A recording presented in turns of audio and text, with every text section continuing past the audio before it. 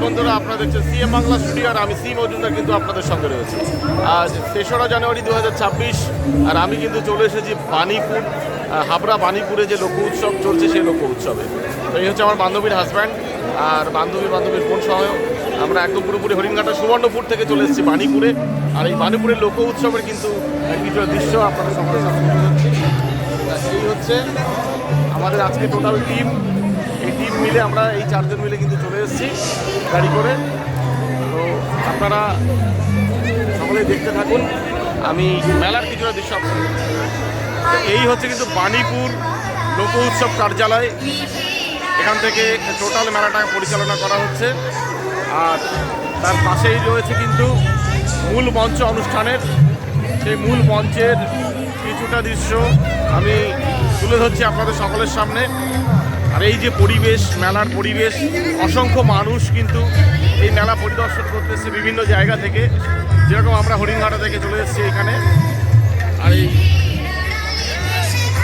70তম বর্ষ বাণীপুর লোক উৎসব 2026, সলিল চৌধুরী মঞ্চ মূল মঞ্চ, এবং সেই মূল মঞ্চে কিন্তু এখনই এখানে কিন্তু নৃত্য পরিবেশন হচ্ছে।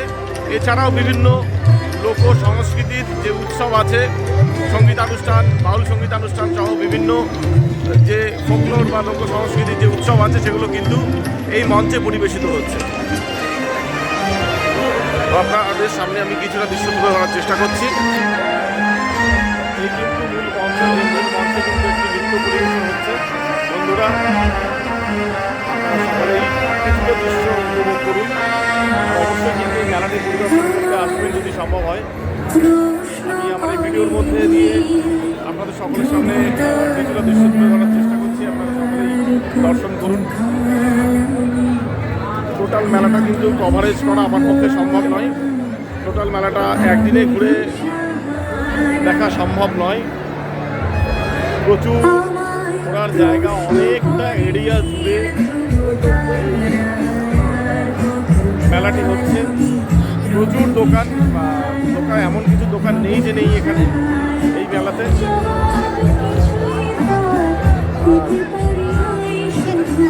অনুষ্ঠানের পাশাপাশি কিন্তু এখানে বিভিন্ন স্টল আছে, বিভিন্ন কিছু দোকান আছে, সেখানে প্রচুর মানুষের ভিড়। খাবারের দোকান থেকে শুরু করে বিভিন্ন আইটেমের বিভিন্ন রকমের দোকান রয়েছে, যা সত্যিই এখানকার পরিবেশটাকে আরও সুন্দর করে তুলেছে। এদিকে নাগরদোল্লা থেকে শুরু করে ডান্সিং চেয়ার থেকে শুরু করে অনেক কিছু আছে। তো তার পাশে গিয়ে কিন্তু আমি ভিডিওটা শ্যুট করতে পারছি না। পাশাপাশি এটি যেহেতু হাবড়া থানার আন্ডারে আছে বাণীপুর, তো হাবড়া থানার সহায়তা কেন্দ্র কিন্তু এখানে আছে। হাবড়া থানা থেকে একটি বিশেষ ক্যাম্পও কিন্তু করা হয়েছে এখানে। আর বিভিন্ন শোরুমের বিভিন্ন ইউনিট কিন্তু এখানে রয়েছে, বিভিন্ন দোকান আছে। তো এখানকার পুলিশের যে সহায়তার বিষয়টি আছে, এখানে একটি দমকলের ইঞ্জিনও এখানে আছে, যদি কোনো রকমের আপৎকালীন দুর্ঘটনা ঘটে তো সেক্ষেত্রে পরিস্থিতি নিয়ন্ত্রণে আনার জন্য। আর অবশ্যই কিন্তু দেখুন পুলিশ সহায়তা কেন্দ্র কিন্তু এখানে আছে, এবং পাশাপাশি হাবড়া পৌরসভার কার্যালয়ও আছে। এই অনুষ্ঠানে যাতে কোনো বিঘ্ন না ঘটে, কোনো রকমের যাতে অসুবিধা না হয় সেদিকে খেয়াল রাখার জন্যে। তো সত্যি অসম্ভব সুন্দর একটি পরিবেশ। এরকম একটি পরিবেশে আসতে পেরে নিজেকেও কিন্তু খুব ভালো লাগছে। প্রচুর মানুষের সমাগম। তো এখানে পুলিশের সহায়তার জন্য পুলিশের জিপ সহ বিভিন্ন গাড়ি কিন্তু রয়েছে।